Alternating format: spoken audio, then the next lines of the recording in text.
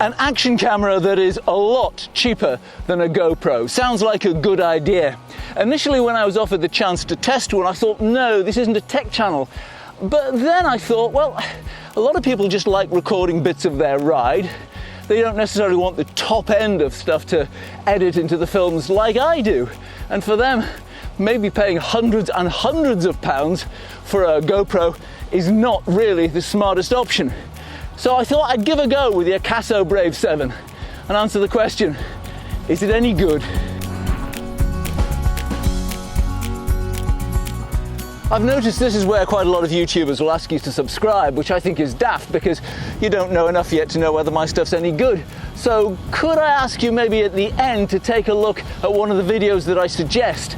They're about how I shoot, structure and edit videos. And if you like this one, you may find them helpful. Right, this camera review.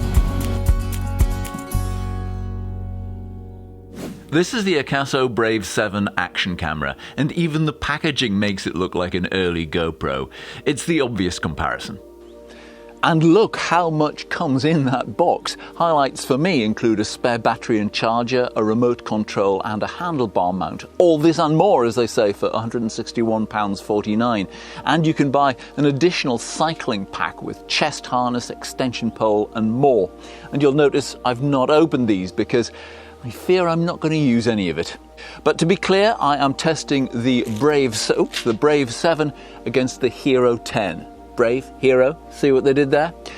It's not the latest GoPro, but it still costs pretty much double the Akaso. For me, the look of a camera is everything, really.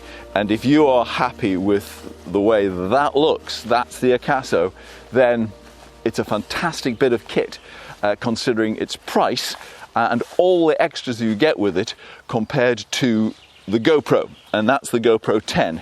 Just so you can see what I'm seeing, that's how I'm holding them.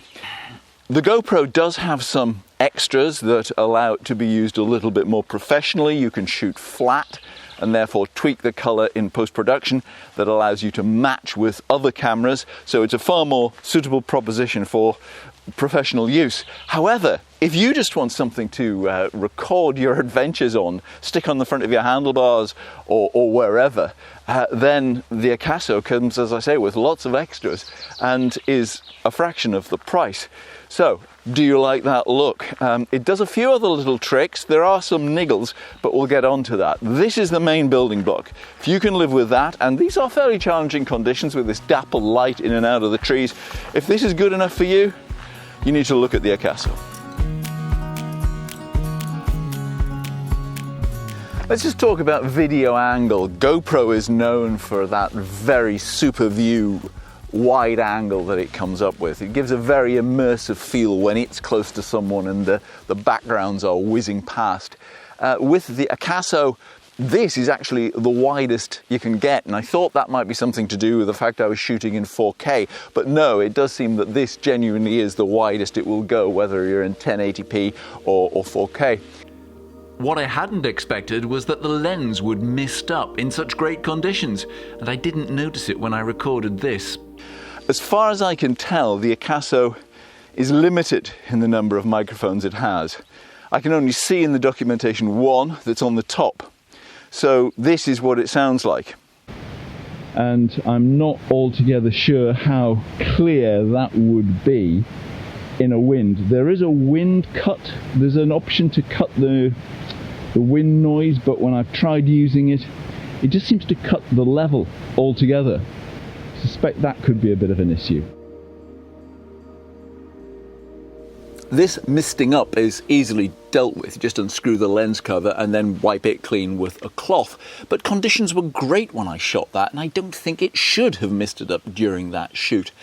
And the sound, it's actually better out of the frame and out of the wind slayer when I've used it indoors.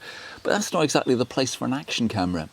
So I won't bother talking about the additional features, the wide dynamic range setting, the slow motion and time lapse, and a way to use it looping as a dash cam. And I'll leave it to you to figure out the connectivity with the app which works fine. It will do a lot, but there's no point in exploring these advanced functions when I don't think it does the basics particularly well. The camera has filters so you can change the look of the shot in the camera. I've been shooting natural. This is the vivid filter. Then there's warm, obviously black and white, sepia. This appalling one is called retro, but should be named Mad Max.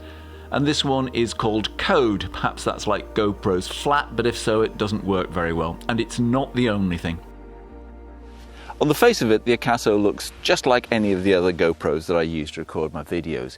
But here are some of the problems I have with it. It's great that you get the windscreen, but the fact that it is still in a frame goes back to the days, I think it would be the GoPro 7.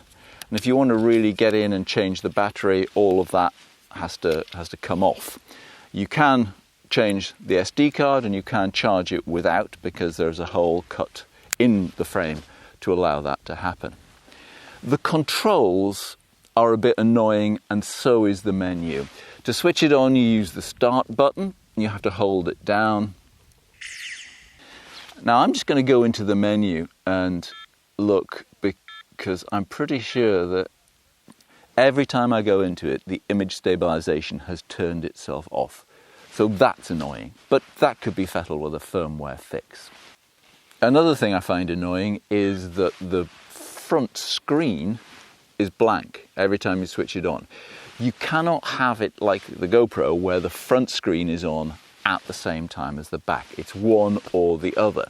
And to do it, you have to press one of these side buttons here, the bottom one. And you have to give it a long press, give it a shorter press, slightly shorter press. Oh, and all of a sudden you've dropped into picture mode, into photos as opposed to video, and there's only a tiny icon to indicate you've made that mistake. If you now go and hold it, you're still in photo mode and the icon is even smaller on the front. So you'd have to then click it again and we're back on video. Also, you don't actually see the full picture. With a GoPro, you can see exactly what it's recording with data around it. With this, you get a square view of what you're recording, and that is not the true full picture. So it's fiddly to use. You have to keep remembering to check the settings to make sure they are the ones that you want, especially that image stabilization. And it may or may not be a compromise worth it for the price you're going to pay for this over perhaps a refurbished GoPro.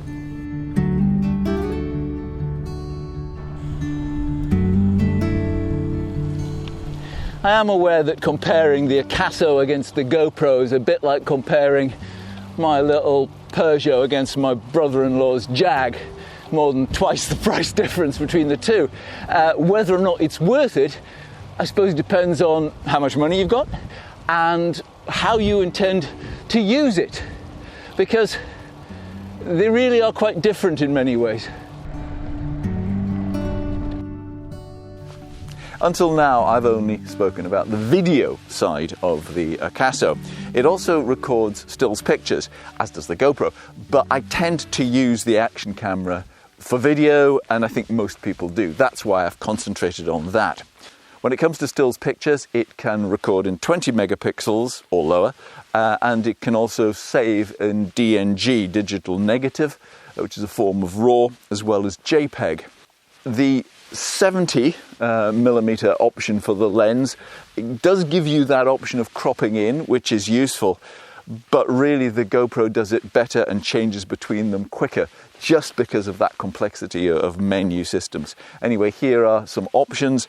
This is the Akaso's version in wide angle and then in the 70 millimeter, compared to the GoPro's wide angle and the GoPro in what they call the narrow angle. There are other options with burst and timed recording and all that. So it does all the stuff you would want, the Akaso. I'm just not sure it does it quite so well. So here's my conclusions. There is a massive difference in price between these two cameras. You're paying extra for the quality of the output and the ease of use.